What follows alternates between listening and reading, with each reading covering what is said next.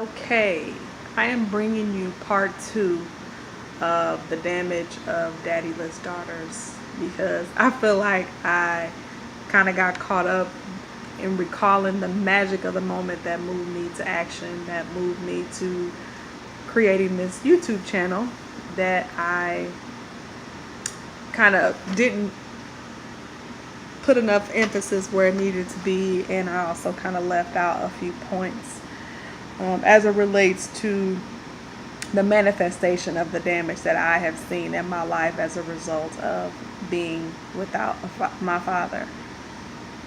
So to recap from the previous episode, I've definitely seen where I have been a self-sacrifice, a martyr of sorts, where I put my needs second and put others' needs before my own.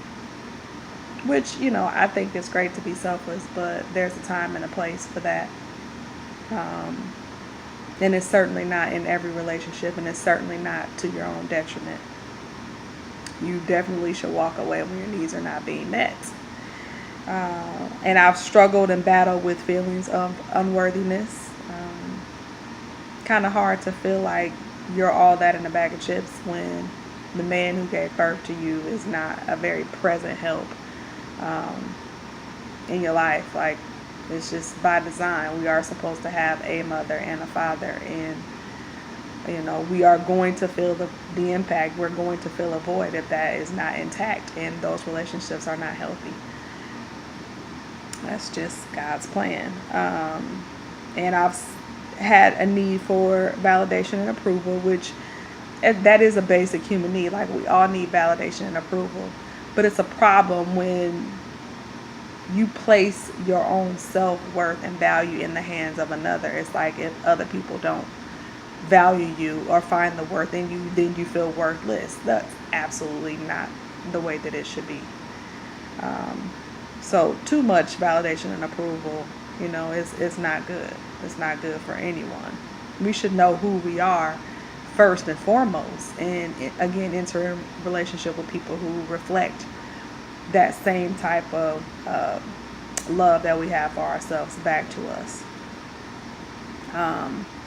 And what I did not go into is the fact that my relationships have been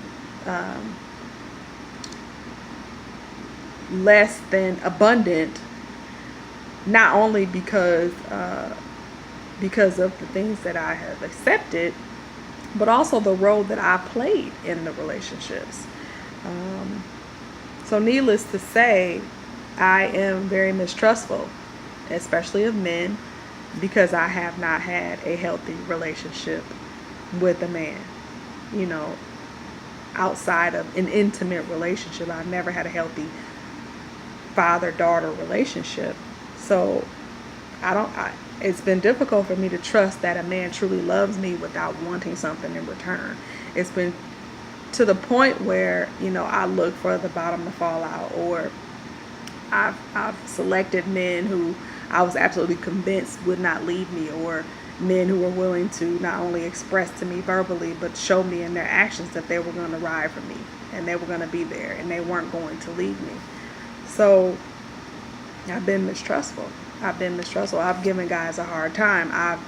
I've been a nag, and I have this super ego, and I play hard and tough, like, I don't need you, when I really do. And I also get that pushes men away. Men need to feel needed. And I get that I have robbed men in my life of feeling needed the way that they need to be needed. So, this is just me being real, being raw, and being true.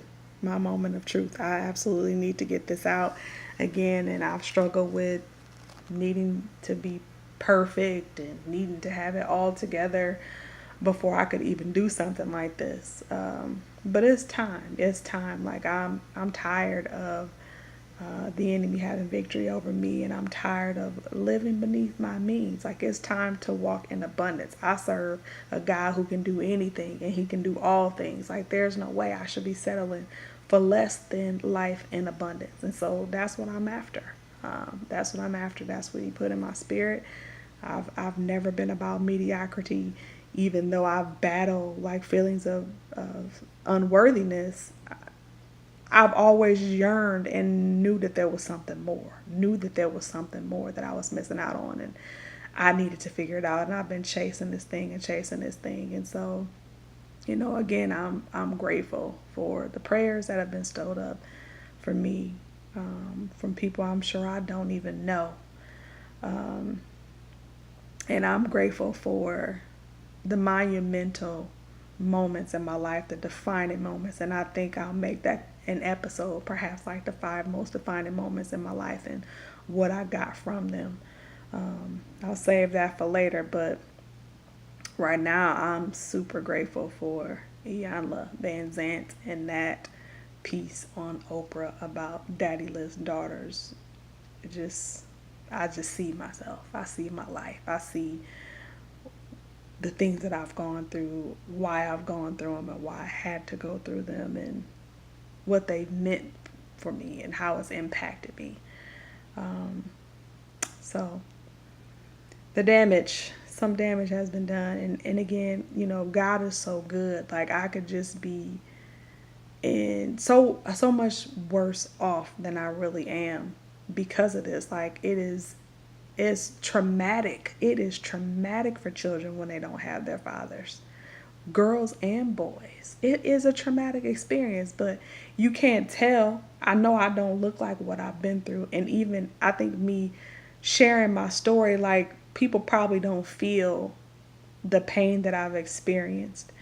And again, I don't think I mean it's been painful, and I've certainly suffered, but not to the magnitude that I could have, because God is good. And I felt like he's been with me the whole time. He's carried me. He's shielded me from the pain and from really feeling it like I could. And I'm grateful for that, because even in my settling, I've still had some magnificent relationships, some relationships that have changed my life. Seriously. I've been in relationship with some magnificent men. And again, considering where I was, like I was with the best of the best, considering where I was. But as you know better, you do better. And how could I not be better after some of the things I've experienced? How could I not be better after divorce from a man that I was in relationship with for 17 years, married 11? Like, how could I not learn some things about myself as a result of those upsets and those disappointments and those failures? How could I not, take something away from losing a man that I absolutely adored and I believe was my divine love after he died, and watching him die and being with him and seeing him on his deathbed and holding his hand and hugging him as he took his last breath? Like, how could I not learn some things about myself? How could I not turn to God and be like, what does this all mean? What is it that you want me to see? What is it that you want me to get from these experiences that people never bounce back from? So I'm just, how could I not? And again, I think that I will make an episode at some point about maybe the 5 most defining relationships. I don't know how I can count that down to 5, but I can definitely ramble off 5 off the top of my head right now. I mean, relationships that have changed me forever. So I am certainly, like I said, I'm passionate about relationships because I see how relationships have brought me to where I am. They've made me who I am. Like every significant moment in my life has been a direct result of some relationship that I've developed with another human being. So I'm on a mission to let people know that it is never too late. It is never too late to dream. It is never too late to stop in your tracks and turn and go in the right direction. It's never too late to take control of your life. And again, I am just delusional enough to believe that God is who he say he is, and he has the power to do any and all things. And I absolutely believe that my dreams will come true despite every disappointment and every upset. So thanks again for tuning in, and I look forward to being with you again soon. Blessings.